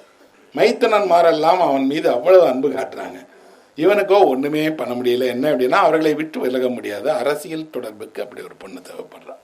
ஒரு மனிதன் தன் வாழ்க்கையில் வேறு வேறு காரணங்களுக்காக வேறு வேறு திருமணங்களை செய்து கொள்றான். அரச வாழ்க்கையில் அந்த வேறு வேறு திருமணங்களின் வழியாக என்னவெல்லாம் அவன் சந்திக்கிறான். இவன் சந்திக்கக்கூடிய ஒவ்வொரு நிகழ்ச்சிக்கு பின்னாடியும் அரசியல் அரசியல் காரணம்னு இருக்கு. நான் சொன்ன ஷின்டோங்கிற மதம் மாறி அந்த நாட்டில் பௌத்தம் மேல வந்த காலம் அது. புத்தரை வணங்க ஆரம்பித்தாங்க, புத்த மடாலயங்கள் வந்தது, புத்த குருமார்கள் வந்தார்கள், புத்தருக்கான ஒரு ஞான பாதையில் மக்கள் போக ஆரம்பித்தாங்க. அப்ப ஷின்டோல இருந்து புத்திசத்துக்கு விலகியதில் புத்தரை வழிபடக்கூடியவர்களாக இந்த பொண்ணு வரா. அவள் புத்தத்தினுடைய நெறியில் இவனை கொண்டு போகணும்னு நினைப்பவளாக சித்தரிக்கப்படுறா. அப்படின்னா ஒரு தேசத்தில் இருந்த முக்கியமான ஒரு மதம், அந்த மதத்தினுடைய வெளிப்பாடையும் சொல்றாங்க. இன்னொரு பக்கம் இருக்கிறது, ஜப்பானில் அன்றைக்கு இருந்த எல்லாமும் சீன மொழியினுடைய ஆதிக்கம் தான் அதிகம். சீன பண்பாட்டை தான் நினைத்தார்கள், சீன மொழியில் தான் எழுதுவாங்க. ஜப்பானிய மொழிக்கு என்று ஒரு எழுத்து வடிவமே இந்த நாவல் வந்த காலத்தில் தான் வந்தது, அது வரைக்கும் இல்லை. சீன மொழி, சீன பண்பாடு, சீன இலக்கியங்கள், தாவோயிசம், கன்ஃபியூசியஸனுடைய தத்துவம், இதுதான் ஜப்பானை ஆட்சி செய்து கொண்டிருந்தது. அந்த காலகட்டத்தில் படித்த ஆண்கள், அரசில் இருக்கக்கூடியவர்கள், அதிகாரிகள், அரண்மனையில் இருக்கக்கூடிய எல்லோரும் சீன மொழி மட்டும்தான் பேசுவார்கள், சீன மொழியை தெரிந்திருப்பார்கள். சீன மொழியில் இருக்கக்கூடிய எல்லா ஞானத்தையும் பெற்றிருப்பாங்க. ஏன்னா அதுதான் அவர்களுக்கான அடிப்படை. ஜப்பானிய மொழி அப்பதான் எழுத்து வடிவம் பெறுகிறது. ஜப்பானிய மொழியை யார் பேசுவார்கள் என்றால் பெண்கள் தான் பேசுவார்கள். ஏன் அப்படின்னா, பெண்கள் சீன மொழி கற்க அனுமதிக்கப்படாதவர்கள். இந்த நாவலில் ஒரு ராணி சீன மொழி கற்க ஆசைப்படுகிறார், அவருக்கு அனுமதி கிடைக்க மாட்டேங்குது. ஜப்பானிய மொழியில் படிக்கிறாங்க. படிப்பதோடு அவர்கள் கவிதையை ஒரு தங்களுக்கு இடையில இருக்கக்கூடிய பரிவர்த்தனைக்கான வடிவமாக வைத்துட்டாங்க. இப்போ நம்ம ஊர்ல எல்லாம் ஒரு பொண்ணுக்கு பாட்டு தெரியுமா, டான்ஸ் தெரியுமான்னு கேட்குற மாதிரி 1000 வருஷத்துக்கு முன்னாடி ஜப்பானில் இருக்கக்கூடிய எல்லா பெண்களுக்கும் கவிதை எழுத தெரியுமான்னு தான் முதல்ல கேட்பாங்க. கவிதை எழுத தெரியாத ஒரு இளம் பெண்ணால் வாழவே முடியாது. அவள் கவிதையை எதனால் பயன்படுத்தணும்? அவள் பேச விரும்புகிற எல்லாவற்றையும் கவிதையால் தான் சொல்லணும். இந்த கவிதையை அவள் வெளிப்படுத்துவதற்காக கவிதையினுடைய மரபை தெரிந்து கொள்ளணும், இசை மீட்ட தெரிஞ்சிருக்கணும். ஈற்றடிகளில் போல அவங்களுக்கான இசை மரபில், கவிதை மரபில் கவிதை பாட தெரிஞ்சிருக்கணும். இந்த நாவலில் 765 கவிதைகள் இடம்பெற்றது. ஒரு நாவலுக்குள்ளாடி எவ்வளவு கவிதைகள் பாருங்க, அவ்வளவு கவிதைகள் இருக்கு. இந்த கவிதை எப்படி இருக்கும்னா, ஒரு ஆண் வர்றான், அவன் உங்களிடம் பேசணும்னு நம்புறான். அந்த பொண்ணுட்ட அந்த ஆண் பேசணும்னு நினைக்கிறான்னா, அவன் இந்த கவிதையை எழுதி ஒரு தூதுவன் வழியாக அவங்க வீட்டில் கொண்டு போய் கொடுப்பான். அந்த வீட்டில் அந்த கவிதையை வாங்கி ஒரு அம்மா கொண்டு வந்து இவன்கிட்ட கொடுப்பாங்க. இவள் பதில் அனுப்பக்கூடாது, கவிதை தான் அனுப்பணும். இவள் ஒரு கவிதையை அனுப்புவாள், அந்த கவிதை அவனை போய் சேரும். இப்படி இவர்கள் மாறி மாறி கவிதை அனுப்பிட்டே இருப்பாங்க, பார்க்கவே மாட்டார்கள். இவர்கள் பார்ப்பது என்பது கவிதையினுடைய உச்ச நிகழ்வாக நடக்கும். உச்ச நிகழ்வில் இவன் ஒரு கவிதையை எழுதி, இந்த கவிதையை நானே கையில் கொண்டு வந்து படிக்கிறேன்னு சொல்கிற போது தான் அவன் பார்ப்பான். இந்த நாவலிலும் அப்படிதான் மாறி மாறி மாறி அவர்கள் கவிதையை படிக்கிறாங்க. அப்படின்னா கவிதை என்பது ஒரு காதலுக்கான மொழியாக, சங்கேத மொழியாக, நிறைய நேரங்களில் நேரடியாக சொல்ல வந்ததை சொல்ல முடியாத போது கவிதையின் வழியாக வெளிப்படுத்துறதாக இந்த நாவலில் இருக்குது. அதுக்காகவே இந்த நாவல் நிறைய முக்கிய கதாபாத்திரங்கள் அவங்களுடைய தருணங்கள் எல்லாத்திலையும் கவிதையை எழுதுகிறாங்க, கவிதையாலேயே தன்னை வெளிப்படுத்திட்டு இருக்கிறாங்க. இதெல்லாம் இந்த நாவலில் வரக்கூடிய சாதாரணமாக ஒரு ஆணுக்கும் பொண்ணுக்கும் நடக்கக்கூடிய உறவை பற்றின நாவலுக்குள்ளாடி அதை மேம்படுத்துகிற விதமாக இந்த கவிதை தான் அமைந்திருக்கிறது. அதிலும் இந்த கவிதையில் நிறைய கவிதையை, இந்த புத்தகத்தில் கூடிய கவிதையுமே அந்த லேடி முராசாகி தான் எழுதியிருக்கிறாங்க. அப்படின்னா அவங்க எவ்வளவு கவித்துவமிக்க நிறைய விஷயங்களை உள்வாங்கி இருக்கிறாங்க, வெளிப்படுத்துகிறாங்கன்னு ஆச்சரியமாகவும் இருக்கு. இந்த கெஞ்சிங்கிற அரசன் 4 முக்கியமான வேலைகள் செய்கிறான். என்ன அப்படின்னா, அவன் அவன் இந்த பெண்களோடு இருக்கிறான். இன்னொன்று, அவனுக்கு தன்னுடைய எதிர்காலம் என்பது ஒரு கேள்விக்குறின்னு தெரியுது. தான் அரச குடும்பத்தில் சேர்ந்தவன், ஆனால் நேரடியாக அரசனாக முடியாது. அதே நேரத்தில் தந்தையின் விருப்பத்துக்குரியவனாக இருக்கிறான். தந்தை எல்லா விஷயங்களிலும் அவனோட ஆலோசனையெல்லாம் கேட்குறார். ஆனால் இன்னொருவன் அரசனாகும் போது இதே இடம் தனக்கு இருக்குமா, தன்னை வைத்துக் கொள்வார்களா, அரண்மனையில் தன்னால் வாழ முடியுமா அப்படின்னு அவனுக்கு சந்தேகம் இருக்கு. எல்லாரும் என்ன செய்கிறாங்கன்னா, இவன் சதி செய்து வரப்போகிற இளவரசனை கொண்டுட்டு வந்துடுவான் அப்படின்னு இவன் மீது பழி சுமத்துறாங்க. இன்னொரு பக்கம் இவன் காதலிக்கக்கூடிய ஒவ்வொரு பெண்ணிடமும் இவன் ஏதோ ஒன்றை பார்க்கிறான், ஒரு சிறப்பு அம்சம் இருப்பதாக நினைக்கிறான். குறிப்பாக இந்த முராசாகிங்கிற பெண்ணை சிறு வயதிலேயே அழைத்து கூட்டிட்டு வரான். இந்த புத்தகம் முழுவதும் உடைகளை பற்றியும், பெண்களுடைய அழகுக்கான ஆபரணங்களை பற்றியும், அவர்களுடைய கூந்தலை பற்றியும் இவ்வளவு விரிவாக வேற யாருமே எழுத முடியாது. அது ஒரு பெண் எழுதியதுனாலே என்ன இருக்குன்னா, ஒருவரை கூட அவர் நேரடியாக அவர் எப்படி எழுதலை, என்ன வண்ணத்தில், எந்த மாதிரியான உடை, எத்தனை அடுக்குகளில், எப்படியெல்லாம் போட்டிருந்தார்னு எல்லாத்தையும் எழுதுறாங்க. இன்னொன்று, அவர்களுடைய காலகட்டத்தில் ஒரு பெண்ணினுடைய கூந்தல் தான் மிக மிக முக்கியமானதாக கருதப்பட்டது. கெஞ்சி சொல்றாரு ஒரு நாவலினுடைய ஒரு இடத்தில், ஒரு ஆண் ஒரு பெண்ணினுடைய கூந்தலை வாசிக்கிறான் அப்படின்னு சொல்றாரு. பார்க்கல, அவன் அந்த கூந்தலை வாசிப்பதன் வழியாக அந்த பெண் என்ன மாதிரியான பெண், அவள் எந்த சமூகத்தை சேர்ந்த பெண், எந்த விருப்பத்தினுடைய அடையாளமாக இந்த சிகையை இப்படி வைத்திருக்கிறாள் அப்படின்னு பார்ப்பாங்க. நீண்ட சிகையுள்ள பெரிய கூந்தல் கொண்ட அடர்ந்த கூந்தல் கொண்ட பெண்களாக அவ்வளோ பேர் இருந்திருக்கிறாங்க. அப்படித்தான் இந்த முராசாகிங்கிற பொண்ணை பார்க்குறான். 10 வயசு பொண்ணு, ஆனால் பேரழகான பொண்ணு, நிறைய கூந்தலோட ஒரு தேவதை போல இருக்கிறான். அவளை அழைத்து கொண்டு வந்து அரண்மனையிலே வைத்து அவனையே வளர்க்கிறான். வளர்க்கும் போதெல்லாம் எல்லோரும் சொல்கிறாங்க, ஒரு சின்ன பொண்ணை எதுக்குப்பா கூட்டிகிட்டு வந்து வச்சிருக்க, எனக்கு தெரியல, ஆனால் அந்த பெண்ணை பார்த்த உடனே அந்த பெண் எனக்கானவள்னு தோணுது. அவளை வளர்த்து அவள் ஒரு குறிப்பிட்ட வயது வந்த பிறகு அவளை திருமணம் செய்து கொள்கிறான். கொஞ்சம் கொஞ்சமாக அந்த பெண் இவனுக்கு நெருக்கமாகி வர வர வர வர அவள் ஒரு குறிப்பிட்ட வயதுக்கு அப்புறம் அவள் ஒரு சிறுமி, பருவமங்கை, அதுக்கப்புறம் ஒரு இல்லத்தரசி, 3 நிலைகளிலுமே வர்றா. ஆனால் கொஞ்சம் கொஞ்சமாக அவள் அதிகாரத்தினுடைய உலகம் அவளை எப்படி உறிஞ்சிக்கிறது, தன்னை தக்க வைத்துக் கொள்வதற்காக ஒரு பெண் என்னெல்லாம் செய்ய வேண்டியிருக்குங்கிறத கொஞ்சம் கொஞ்சமாக செய்ய ஆரம்பிக்கிறார். திடீர்னு அரண்மனையில் ஒரு பிரச்சனை உருவாகுது. இப்போ இருக்கக்கூடிய புதிய அரசருக்கு மகள் இருக்கிறாள். அவளை திருமணம் செய்து கொடுப்பதற்கு தகுதியான ஆள் இல்லை. இருக்கவே இருக்கான் கெஞ்சி, அவனுக்கு 3ஆம் தாரம் 4ஆம் தாரமாக கொடுத்துருவோமேன்னு அவனுக்கு கொடுக்கிறார்கள். நாவலில் கெஞ்சி ஒரு இடத்தில் சொல்கிறான், ஒரு அரசனை பொறுத்த மட்டில் அரசனுடைய 40 வயதிலேயே அவனுடைய வாழ்க்கை முடிந்து விடுகிறது அப்படின்னு சொல்லு. அதற்குள் அவன் எல்லா இன்பங்களையும் பார்த்துடுறான், எல்லா சுகதுக்கங்களையும் அனுபவித்து விட்டுகிறான். 40 வயதுக்கு பிறகு என் வாழ்க்கையில் ஒரு புதிய விஷயங்களுக்கு இடமே இல்லை. அப்போ அதுக்கு பின்னாடி இருக்கக்கூடியதெல்லாம் வெறுமனாக அதிகாரத்துக்கான காய் நகர்த்தல்கள். அந்த காய் நகர்த்தல்களின் போது அவன் நடந்து கொள்ள வேண்டிய கட்டாயங்கள் தான். இந்த நாவலில் இன்னொரு விஷயமும் தொடர்ந்து சொல்லப்படுகிறது. என்ன அப்படின்னா, பெண்கள் ஒரு குறிப்பிட்ட அளவுக்கு சொந்த வாழ்வினுடைய துயரங்களை, சந்தோஷங்களை பார்த்த பிறகு துறவிகளாக மாறுகிறான். இந்த நாவலில் வரக்கூடிய எல்லா முக்கிய கதாபாத்திரங்களும் பெண்களும் நாவலில் ஏதோ ஒரு தருணத்தில் நான் துறவி ஆயிடுறேன்னு துறவி ஆயிடுறாங்க, அல்லது துறவி ஆவதற்கு கணவனிடம் அனுமதி கேட்கிறார்கள். இந்த முராசாகி சீமாட்டிங்கிற கணவனிடம் கேட்குறா, நான் துறவி ஆயிட போகிறேன் அப்படின்னு. ஆகாத, கொஞ்ச நாள் இரு. ஏன்னா துறவியானால் முதலில் அவர்கள் தன்னுடைய சிகையை மழித்துக் கொள்வார்கள். உன்னுடைய அழகினுடைய அடையாளமாக இருக்கக்கூடிய உன் நினைவுகளினுடைய அந்த கூந்தலை அகற்ற நான் அனுமதிக்க மாட்டேங்கிறான். துறவியாக இருந்து கொஞ்சம் கொஞ்சமாக அவர்கள் மரணத்தை விரும்பி ஏற்றுக்கொள்ளும் போது அவர்கள் என்ன அப்படின்னா, துறவு என்பது வெறுமனாக துறவு அல்ல, அது ஒரு விடுபடல். அதுக்கப்புறம் இந்த வாழ்க்கை போதும், நதியினுடைய அந்த கரையை போல அந்த பக்கம் போக விரும்புகிறார்கள். அப்படி போய் துறவியில் ஈடுபட்டு அவனோட ஒவ்வொரு மனைவியினுடைய மரணமும் இந்த நாவலில் சித்தரிக்கப்படுது. அவனே இந்த நாவலில் 54 வயதில் இறந்துடுறான். ஆனால் அதுக்குள்ளாடி அவன் பார்க்கும்போது இந்த நாவலை, ஒரு 1300 பக்கம் உள்ள நாவலை, இதுக்கு 3 வேறு வேறு ஆங்கில பதிப்புகள் இருக்குது. 3மே நான் படிச்சிருக்கேன். இப்போ திரும்பி படிக்கும் போது எனக்கு தோன்றியது, இந்த நாவலில் யாருமே சந்தோஷமாக இல்லை. ஒரு மன்னரை பற்றிய வாழ்க்கையை நம்ம இதுவரைக்கும் கற்பனை பண்ணிட்டு இருந்ததெல்லாம் எல்லோரும் சந்தோஷமாக இருப்பாங்க. அங்கே நடக்காத விழாவே இல்லை, அங்கே கிடைக்காத சிறப்பே இல்லைன்னு. ஆனால் எல்லோரும் துயரத்தில், எல்லோரும் கைவிடப்பட்ட நிலையில், எல்லோரும் அவரவர் துயரங்களோடையே வாழ்ந்துட்டு இருக்காங்க தெரியுது. இந்த முழு நாவலிலும் வளர்ந்து கெஞ்சியினுடைய கதையை மட்டுமல்ல, கெஞ்சியினுடைய பிள்ளைகள் கதை வர ஆரம்பிச்சிருது. தாயை போல உருவம் கொண்ட பெண்ணை இவன் பார்க்கிறான், பருவ வயதில் பார்க்கிறான். பார்க்கும்போது இவனுக்கு தெரிகிறது, அம்மா இப்படி தான் இருந்திருப்பாங்களா. இவனுக்கு சிறு வயதிலே அம்மா இறந்துட்டாங்க.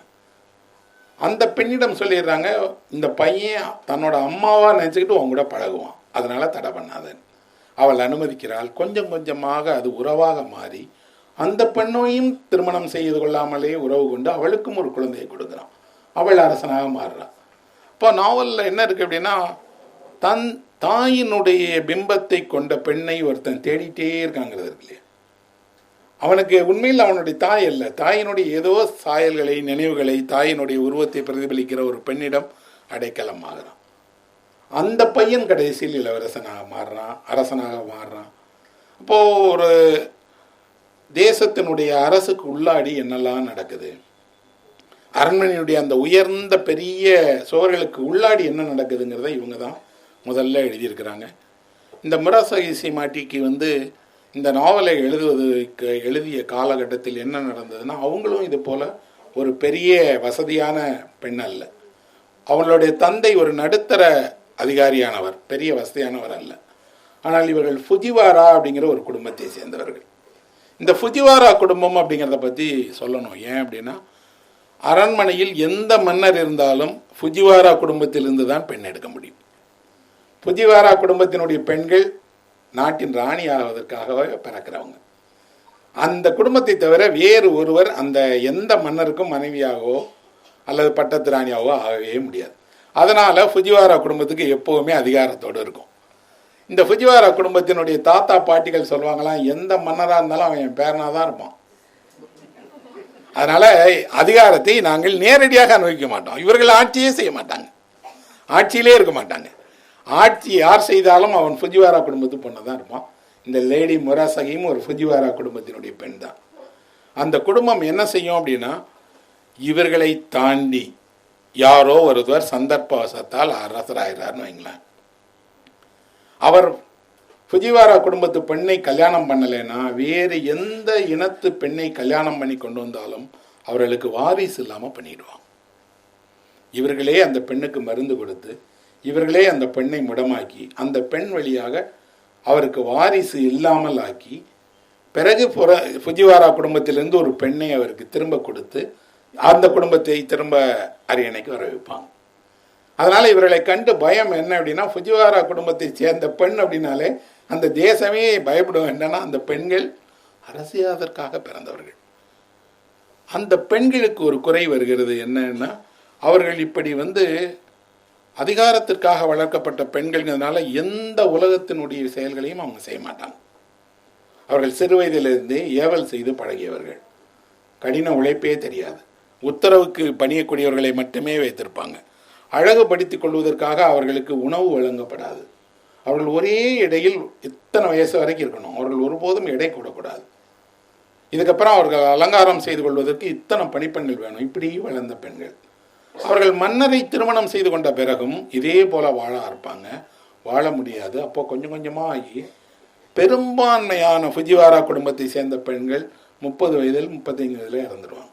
இந்த நாவலில் இறந்து போகிற பெண்களும் அப்படி தான் இருக்கிறாங்க. இப்போ ஒரு வரலாற்றில் என்ன எழுதப்படலை, நாம் படித்த வரலாற்றெல்லாம் போரையும் போரினுடைய வெற்றியையும் தேசத்தினுடைய பெரிய அதிகாரத்தையும் பற்றி பேசிகிட்டு இருக்கும்போது இதற்கு பின்னால் கணக்கே இல்லாமல் பெண்கள் இறந்திருக்காங்க. இன்பங்களை நுகர்வதற்காகவே அவர்களை தயாரிச்சிருக்காங்க. அந்த அதிகாரத்தினுடைய உச்சத்திற்கு போன பெண்கள் எல்லாம் அற்ப ஆயுளிலேயே இறந்துட்டாங்க. ஒரு குழந்தை, 2 குழந்தை, அந்த குழந்தைகளை அவர்களால் வளர்க்க முடியலை. இந்த முராசாகி அப்படிங்கக்கூடிய நாவலை எழுதிய அந்த பொண்ணும் என்ன பண்ணியிருக்கான்னா, அரண்மனையில் அரசிக்கு ஒரு பக்கத்தில் இருக்கக்கூடிய உதவி செய்யக்கூடிய பெண்ணான வேலை கிடைச்சி இவர் போயிருக்கிறார். இந்த நாவலை எழுதுகிற காலகட்டத்தில் இவளுடைய கணவர் இறந்துடுறார். கணவனை இழந்த ஒரு பெண் துக்கத்திலிருந்து மீள்வதற்கு என்ன செய்யன்னு தெரியாம தான் இந்த புத்தகத்தில் எழுதியிருக்கிறாங்க. இதை அவர்கள் அந்த புறத்திலேயே தனியாக எழுதுறாங்க. இவங்களுக்கு தனியாக நேரம் கொடுத்து இங்க் கொடுத்து இவர்களை எழுத வைத்திருக்கிறாங்க. இதெல்லாம் இவங்க எழுதியிருக்காங்க. எத்தனை ஆண்டில் எப்படி எழுதினாங்க, எதை முன்னாடி எழுதினாங்கன்னு தெரியல. ஆனால் வியப்பூட்டுகிற விஷயம் என்னன்னா, ஒரு சின்ன இடத்தில் சின்ன வாழ்க்கையை வந்தவருக்கு எப்படி ஒரு தேசத்தோட இவ்வளோ பெரிய வாழ்க்கை தெரிந்தது. நீங்கள் 1001 அராபிய இரவுகள் கதை படித்திருந்தால் தெரியும். அதில் ஷாரியர் அப்படின்னு ஒரு மன்னர் வரார். அந்த ஷாரியருங்கிற மன்னருக்கு பெண்கள் துரோகம் செய்யக்கூடியவர்கள்ங்கிற ஒரு எண்ணம் வந்துடும். அதனால் ஒவ்வொரு நாளும் ஒரு பெண்ணை திருமணம் செய்து கொண்டு அன்று இரவு அவளை கொன்றுவார். விடிந்தால் அவளுக்கு வாழ்க்கை கிடையாது. அப்போ ஷஹர்ஷாத் அப்படிங்கிற ஒரு மன்னரனுடைய மகள், ஒரு மந்திரியினுடைய மகள், நான் வந்து ராஜாவை கல்யாணம் பண்ணிக்கிறேன்னு கல்யாணம் பண்ணிட்டு போய் ராஜாவுக்கு இரவில் கதை சொல்லுவாள். அவள் சொன்ன 1001 கதைகள் தான் அந்த தொகுப்பே. உயிர் வாழ வேண்டும் என்றால் கதை சொல்ல வேண்டும் என்று உலகத்துக்கு அடையாளம் காட்டியவள் தான் ஷஹர்ஷாத். அவள் சொல்கிறா, அவங்க உயிர் வாழ்றதுக்கு ஏதாவது ஒரு அர்த்தம் இருக்கா, கதை சொல்லு. அதை தான் நல்ல தலைப்பாக போட்டிருப்பாங்க. அப்படின்னா கதை சொல்லு அல்லது செத்து மடி. அவள் ஒவ்வொரு நாளும் ஒரு கதையை சொல்லுகிறாள். அந்த ஷாரியருங்கிற மன்னன் இத்தனை கதை கேட்டுகிட்டே இருக்கான். தினம் ஒரு கதை கேட்டுட்டே இருக்கான். ஒவ்வொரு இரவிலும் அவள் சொல்லுகிற ஒரு கதை புதிய கதையாக இருக்கு. ஒரு மந்திரியினுடைய மகளாக வீட்டில் வளர்க்கப்பட்ட பொண்ணுக்கு எப்படி இவ்வளோ கதை தெரிஞ்சது? இன்னொரு எழுத்தாளர் எழுதியிருக்கிறார், அவள் ஒவ்வொரு நாள் பகலிலும் யார்கிட்டயோ போய் கதை கேட்டு வருவாள்.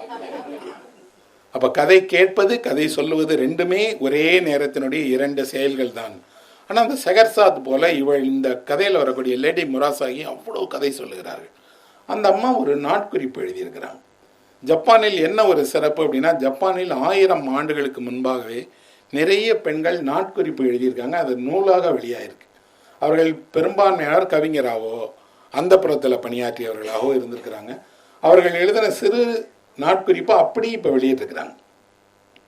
இந்த முராசாகி வெளியிட்ட நாட்குறிப்பை நீங்கள் படித்தால் அந்த நாட்குறிப்பில் மன்னர் எப்படி நடந்துக்கிடுவார், அரண்மனையில் இருக்கக்கூடிய பெண்களை அங்கே இருக்கக்கூடிய அமைச்சர்கள் அதிகாரிகள் எப்படியெல்லாம் தங்கள் இச்சைக்காக எவ்வளவு மோசமாக நடந்து கொள்வார்கள் நேரடியாக அந்த அம்மா எழுதியிருக்காங்க. எழுதினதோட அவங்கள அக்கிக்கோங்கிற ராணிக்கு தான் உதவியாளராக இருந்தாங்க. அந்த ராணிக்கு குழந்தை பிறக்கும் போது என்ன நடக்கும்னு எழுதியிருக்காங்க.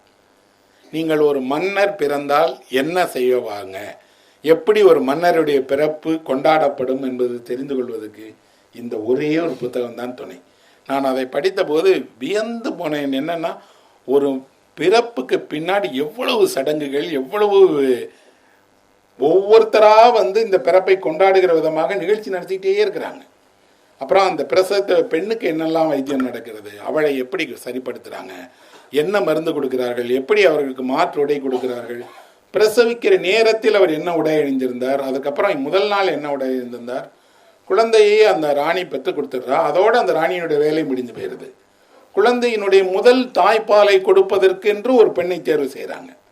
அவள் வம்சத்தில் பெரிய ஆளாக இருக்கணும். அவளை தான் அவள் தான் முதல்ல அந்த குழந்தைக்கு தாய்ப்பால் புகட்டுவா. இதே மாதிரி 2ஆம் நாள் புகட்டுவதுக்கு 3ஆம் நாள் ஒவ்வொருத்தருக்கும் ஒவ்வொரு ஆள். அப்புறம் குழந்தையை கையில் வாங்கி கொள்ளும்போது இந்த கையில் வாங்கி கொள்வதற்காக வேறு வேறு குடும்பத்தை சேர்ந்த வேறு வேறு அந்தஸ்தில் இருப்பவர்களுடைய மனைவிகளை தேர்வு பண்ணி கொடுத்து வராங்க. அவங்க கையில் தான் கொடுக்க முடியும். ராஜாவை யார் கையிலையா கொடுத்துட முடியாது குழந்தைய. அதுக்கப்புறம் அந்த பிறந்த குழந்தைக்கு அணிவிப்பதற்கான உடைகளை எப்படி தயாரிக்கிறாங்க, என்னென்ன சடங்குகள் செய்கிறாங்கன்னு நினைத்தால் வியப்பாக இருக்கு. எவ்வளவு ஜனநாயகபூர்வமான நாட்டில் நம்மளாம் வாழ்கிறோம். ஒரு மன்னர் காலம் என்பது இவ்வளவு பொருட்செலவு மிக்க, இவ்வளவு சடங்குகள் மிக்க, சம்பிரதாயங்கள் மிக்க ஒரு வாழ்க்கை. இதில் ஒரு சடங்கு இருக்குது. என்னென்னா, அந்த குழந்தை பிறந்த உடனே ஒரு குறிப்பிட்ட நாளில் பரிசு கொண்டு வந்து கொடுப்பதற்காக எல்லோரும் வர்றாங்க. ஏன்னா ஒரு இளவரசர் பிறந்திருக்கிறார், அவரை பார்த்து பரிசு கொடுக்கணும். ஒவ்வொருவரும் ஒவ்வேறு விதமான பரிசு கொண்டு வந்து கொடுக்காங்களோ அந்த பரிசை எல்லாம் வைத்து அரசி பார்க்குறாங்க. இப்படி பார்ப்பதன் போலியாக கண்ணீர் பற்றுமா, இவ்வளவு பரிசு வந்துருச்சேன்னு அதை சடங்கு செய்து தீர்க்கணுங்கிறதுக்காக பகலிரவாக மந்திரம் சொல்லி அந்த மந்திரத்தால் அந்த குழந்தையினுடைய கண்ணீரை கழிக்கிறாங்க. இன்னொரு பக்கம் இருக்கு, என்னன்னா புத்தகங்களை பரிசாக குழந்தைக்கு கொண்டு வந்து கொடுக்குறாங்க. முக்கியமான அது வளர்ந்து பெரியவனாகி ஒரு தேசத்தை ஆளும்போது படிக்க வேண்டிய புத்தகங்களினுடைய கட்டை கொண்டு வந்து கொடுக்குறாங்க. அப்படி இந்த பிறப்பை ஒட்டிய சடங்கு, இந்த பிறப்பு சடங்குகள் நடக்கிறதுல ரொம்ப இது என்னன்னா, பணியாளர்களாக கூட இருக்கக்கூடிய பெண்கள் எப்படி நடத்தப்பட்டாங்க, அவர்களுக்கு என்ன சலுகை, என்ன பரிசு, என்ன இனாம், எப்படியெல்லாம் இருந்தது. பகல் இரவு 2 நேரத்திலும் ராணி ஒரு அறையில் படுத்திருக்கிறாங்க. ராணி அறையில் 2 பணிப்பெண்கள், செவிலியர் எல்லாம் இருக்காங்க. இவர்களை பாதுகாப்பதற்காக அடுத்த அறையில் 10 பெண்கள் இருக்காங்க. இப்படி 6 கட்டுக்கு வெளியிலையும் பெண்கள் காத்துட்டே இருக்காங்க. இந்த பெண்கள் யாரும் இரவில் உறங்கக்கூடாது, முழு நேரம் முழிச்சுட்டே இருக்கணும், விளையாடக்கூடாது, அரட்டை அடிக்கக்கூடாது, பேசக்கூடாது, எல்லாமே. இவர்கள் எப்படி இப்படி முழு நேரம் உட்கார்ந்து இருந்துட்டு இடையில் தன்னை அறியாமல் எப்படி கண்ணை ஏறுறாங்க, எப்படி உறங்குகிற பெண்ணை திடீரென்று அவங்க பரிசோதனை பண்ணி அவ உறங்குறாளாங்கிறத பார்க்குறாங்க. எல்லாமும் எழுதப்பட்டது. அப்புறம் இந்த அரசி எல்லாம் அந்த புறத்தில் என்ன செய்வார்கள் நமக்கு தெரியாது. இதில் தான் முதல்ல சொல்கிறாங்க, அரசி தினமும் ஒரு குறிப்பிட்ட நேரமான உடனே இந்த அந்த புறத்தில் இருக்கக்கூடிய படித்த பெண்கள் நிறைய பேர் இருக்காங்க, அவர்களோட உரையாடுவாராம். ஆனால் கொஞ்ச நேரத்தில் சலிப்பு ஏற்பட்டு அங்கே இருக்கிற எல்லா பணிப்பெண்களையும் அழைத்து மொத்தமாக உட்கார வச்சுட்டு எல்லா வகையான காசிப்ஸும் கேட்பாங்களாம். சொல்லுங்கள், யார் யார் கூட இருக்கா, என்ன செய்கிறாங்க அப்படின்னு வம்பு பேச்சு கிசுகிசுக்களை கேட்பதில் அரசிக்கு ரொம்ப அதிகம். அவளுக்கு எல்லா தகவல்களும் அரண்மனைகளுக்குள் நடக்கிறது சொல்லணுமா. அப்போ ஒரு நாவல் வழியாக நாம் ஒரு நாவல்லாம் என்ன படிக்கிறோம், கதையில் வரக்கூடிய கதாபாத்திரம், அந்த கதாபாத்திரத்துக்கு ஏற்படக்கூடிய வாழ்வினுடைய அதையெல்லாம் தாண்டி இந்த நாவல் ஒரு ஜப்பானிய பண்பாடை, அந்த சமயத்தை, அதனுடைய வரலாற்றை, அந்த வரலாற்றினுடைய இயக்கத்துக்கு பின்னால் இயங்கிய பெண்கள் அத்தனை பேரோட உலகத்தையும் சித்தரிக்கிறது. இந்த நாவலில் வரக்கூடிய ஆண்கள் எல்லாருமே தன்னுடைய ஆசைக்காக, தன்னுடைய இச்சையை தீர்த்து கொள்வதற்கான பாதையில் நடக்கிறார்களே தவிர அவர்கள் ஒரு பெரிய ஆளுமையாக உருவாகவே இல்லை. இவ்வளவுக்கும் இந்த நாயகனான கெஞ்சி இவ்வளவு சிறப்பாக இந்த நாவலில் சொன்னால் கூட எல்லா பலவீனங்களுடைய அடையாளம் கொண்டவனாக இருக்கான். அந்த பலவீனத்தினுடைய உச்சம் என்ன அப்படின்னா, அவனுடைய மகன் பிறந்து இளைஞனாகி இவனை விட அழகாக இருக்கும்போது கெஞ்சி என்னை விட என் பையன் அழகாக இருக்கானேன்னு பராமப்படுறான். அப்படின்னா இதை தான் இந்த நாவலுடைய தொடக்கத்தில் இருக்காங்க. எல்லாமும் நிலையாமைதான், நீ மன்னராரு, அழகானவனாரு, இத்தனை பெண்களை திருமணம் செய்து கொள், எல்லாமும் நிலையாமைதான். இவன் இறந்து போன பிறகும் நாவல் தொடர்கிறது. அடுத்த தலைமுறை வந்துடுது, அடுத்த தலைமுறையுடைய வாழ்க்கை இருக்குது. ஆனால் இந்த வாழ்க்கை முறை மாறவே இல்லை. அப்போ 1000 ஆண்டுகளுக்கு முன்னால் எழுதப்பட்ட ஒரு நாவலுக்கும் தமிழ் வாழ்க்கைக்கும் என்ன தொடர்பு இருக்குது அப்படின்னா, இப்படி தந்தையால் நேசிக்கப்பட்டும் அதே நேரத்தில் தனக்குரிய இடம் கிடைக்காமல் போன பிள்ளைகள் தமிழ்நாட்டிலும் உண்டு. அதே மாதிரி இப்படி ஒரு குடும்பத்தில் வேறு வேறு பெண்களால் வெறுக்கப்பட்டு அந்த குடும்பத்திலிருந்து துரத்தப்பட்ட பெண்கள் தமிழ்நாட்டில் அதையுமே உண்டு. இப்படி குடும்ப சண்டைகளுக்காக இறந்து போன பெண்கள் தெய்வமாகிறது அங்கே நடக்கிறது போலயே இங்கேயும் நடக்குது. இன்னொன்று, இத்தனைக்கு அப்புறமும் இவர்கள் ஒருவரைக்கொருவர் வெறுப்பாலேயே இந்த உலகத்தை உருவாக்கியிருக்காங்க. ஒரு அடிப்படையான ஒன்று ஒரு வெறுப்பு எங்கே இருந்து தோன்றுகிறது? தனக்கு கிடைக்காதது இன்னொருவருக்கு கிடைக்கிறதேங்கிறது மட்டுமல்ல, மகிழ்ச்சி என்பது யாருக்கும் கிடைக்கக்கூடாது, எனக்கல்ல யாருக்கும் கிடைக்கக்கூடாது. எங்கெல்லாம் மகிழ்ச்சி விளையாடுகிறதோ அங்கெல்லாம் இருக்கக்கூடாது. இந்த ஆசை நாயகியாக மன்னருக்கு நெருக்கமாக இருந்த பெண்ணு தன்னுடைய மகனுக்காக எதையுமே செய்ய தயாராக இருக்குது. அந்த மகனை அதிகாரத்தில் கொண்டு போய் வைப்பதற்காக எதையும் செய்ய தயாராக இருக்கா. ஆனால் அதிகாரத்தில் கொண்டு போய் வைத்தாலும் அந்த மகனால் பெரிய இடத்துல வர முடியலன்னு போது இந்த அம்மா சொல்கிறா, இதுக்கு மேலே நான் ஒன்றுமே பண்ண முடியாது ஒரு அம்மாவா. இன்னொரு பெண் அந்த மகனுடைய மனைவியாக எந்த அதிகாரத்திற்காக இந்த பையனை உருவாக்கினாலோ அந்த தாயை தான் முதல்ல நிராகரிக்க சொல்கிறான். உங்கள் அம்மா தான் இவ்வளோக்கும் காரணம், உங்கள் அம்மாவை தரத்தி விட்டுருக்கு. அவளுக்கு தெரிகிறது அப்படிதான் நடக்கும். அப்போ இது ஒரு நம்ம நவீன வாழ்வில் நவீன குடும்பங்களில் நாம் பார்த்த விஷயங்களுக்கும் வேறு இருக்குதுங்கிறத காட்டுது. இன்னொன்று, ஜப்பானுடைய எல்லா பண்டிகைகள், திருவிழாக்கள், அதை ஒட்டி நடக்கக்கூடிய சடங்குகள், அந்த சடங்குகளில் என்னென்ன செய்வாங்க எல்லாம் இருக்குது. குழந்தை பிறந்த போது குழந்தைக்கு புலித்தலையை வைத்து எப்படி சடங்கு செய்கிறாங்க, எந்தெந்த நாளில் என்னென்ன வண்ணங்களை உடையாக வைக்கணும்னு சொல்கிறாங்க, எல்லாம் இருக்குது. இதனாலேயே இந்த நாவல் வெளியானதுக்கு அப்புறம் 2-3 நூற்றாண்டுகளுக்கு அப்புறம் இந்த நாவலை படித்து இதையின்படி நடக்கணுங்கிறத ஒரு அரச சம்பிரதாயமாக மாற்றிட்டாங்க. இதே காலகட்டத்தில் இன்னொன்றும் நடந்தது. பெண்கள் இந்த நூலை படிக்கக்கூடாது என்ற ஒரு தடையும் உருவாக்கினாங்க. இந்த நூலை பெண்கள் படித்தால் இந்த நூலில் வரக்கூடிய பெண்களைப் போல நடந்து கொள்வார்கள், அவங்க யாரும் படிக்கக்கூடாது. அதனால் இதை தடை பண்ணி வச்சுருந்தாங்க. இன்றைக்கு ஆங்கிலத்தில் வெளியாக இருக்குது. ஜப்பானில் இது சினிமாவாக மாறி இருக்கு, மாங்காவாக வந்திருக்கு, கிராஃபிக் நாவலாக வந்திருக்கு, தொடராக வந்திருக்கு, நெடுந்தொடராக வந்திருக்கு, திரைப்படமாக வந்திருக்கு, எல்லா வடிவத்திலும் வந்திருக்கு. நோபல் பரிசு பெற்ற எழுத்தாளரான யாசுனோரி கவாபாதாங்கிறவர் சொல்கிறார், ஜப்பானினுடைய உச்சபட்ச இலக்கியமாக நாங்கள் கருதுவது இந்த கெஞ்சி கதையை தான். இந்த கெஞ்சி கதை எங்களுக்கு வெறும் கதை அல்ல அப்படின்னு. ஒரு நாவல் இவ்வளோ 1000 ஆண்டுகளுக்கு முன்னாடி சித்தரித்தால் கூட இன்றைக்கு நாம் ஜப்பான்னு சொன்னால் ஜப்பானுடைய அடையாளமாக இருக்கக்கூடிய ஜென் மரபை பற்றியோ ஹைக்கூ கவிதையை பற்றியோ ஜப்பானுடைய சாமுராய்களை பற்றியோ இதில் எதுவுமே கிடையாது. அவையெல்லாம் இந்த காலத்தின் பின்னாடி உருவாகிருக்கு. பின்னாடி இவையெல்லாம் ஜப்பானுடைய அடையாளமாக மாறி இருக்குன்னு தெரியுது. இந்த நாவலை நான் ஒரு தமிழ் எழுத்தாளனாக, தமிழ் வாசகனாக படிக்கும்போது இந்த நாவலுக்குள்ளாடி நிறைய இந்த நாவலை எழுதிய எழுத்தாளனுடைய சொந்த வாழ்க்கையை பார்க்குறேன். சொந்த வாழ்க்கையினுடைய இருக்குது. அப்போது இந்த நாவல் ஒரு எழுத்தாளனாக எனக்கு ஒன்று கற்றுக் கொடுக்குது. என்னென்னா, எங்கோ ஒரு வாழ்வினுடைய ஒரு சொந்த துயரத்திலிருந்து ஒரு எழுத்து உருவாகி வரும்போது அது அந்த நிறமும் கலந்து அந்த நாவலுக்கு ஒரு ஒளிவூட்டக்கூடியதாக மாறிடுது. அப்புறம் இந்த நாவல் சுருக்கப்பட்ட பதிப்பாக நிறைய மொழிகளில் வெளியாக இருக்குது. தமிழ்லேயும் கூட சுருக்கப்பட்ட பதிப்பாக 200-300 பக்கத்தில் இருக்குது. படிக்க முடியாது, ஆனால் அது கொஞ்சம் கடினமான நடையில் இருக்குது. ஆனால் நீங்கள் இதை விரும்பினால் திரைப்படமாக பார்க்கலாம். திரைப்படம் இன்னைக்கு யூடியூப்லேயே கூட இதனுடைய திரைப்படம் இருக்குது. அதுவும் கூட சுருக்கப்பட்ட திரைப்படம் தான். இந்த கெஞ்சியினுடைய கதையை படித்து கெஞ்சியினுடைய வாழ்வை நாம் தெரிஞ்சு கொள்வதன் வழியாக இந்த நான் என்னுடைய உரையினுடைய தொடக்கத்தில் சொன்னது போலயே 2 அழியாத பிம்பங்களை நாம் மனதில் வச்சுக்கிறோம். என்ன அப்படின்னா, ஒன்று, இது ஒரு கடைசி பனித்துளியை போல அதுக்கான ஒரு வெளிச்சத்தோட அதுக்கான அழகோட இந்த நாவலும் இருந்துகிட்டே இருக்குது.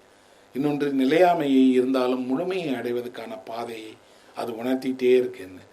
அந்த வகையில் எனக்கு இந்த நாவல் மிகுந்த நெருக்கத்தை கொடுக்கதாக இருந்தது. ஒரு பெரிய நாவலை திரும்ப படிப்பது அப்படிங்கிறதன் வழியாக ஒரு எழுத்தாளன் தன்னை தயார்படுத்திகிட்டே இருப்பான். நீங்கள் ஒரு எழுத விரும்புகிறவர்களாக இருந்தால் உங்கள் முன்னாடி இருக்கக்கூடிய பெரிய சவாலே உலகினுடைய மிகப்பெரிய நாவல்களை நீங்கள் ஆழ்ந்து வாசிக்க பழகுவது தான். ஏன்னா ஒரு 3-4 மணி நேரம் 5 மணி நேரம் கச்சேரிகளை கேட்டிங்கன்னா தெரியும். அப்போது நீங்கள் முதல்ல கொஞ்சம் கொஞ்சமாக பாடலை ரசிப்பீங்க, அப்புறம் கொஞ்சம் கொஞ்சமாக அது உங்களை எடுத்துகிட்டு போயிடும். பிரம்மாண்டங்கள் இலக்கிய படைப்புகளாக மாறும்போது அது வெறும் இலக்கிய பிரம்மாண்டங்கள் மட்டுமல்ல, அது ஒரு வாழ்க்கையை பற்றிய பெரிய தரிசனத்தை, மிக நீண்ட ஒரு அனுபவத்தை நமக்கு தரக்கூடியதாக இருக்கும்.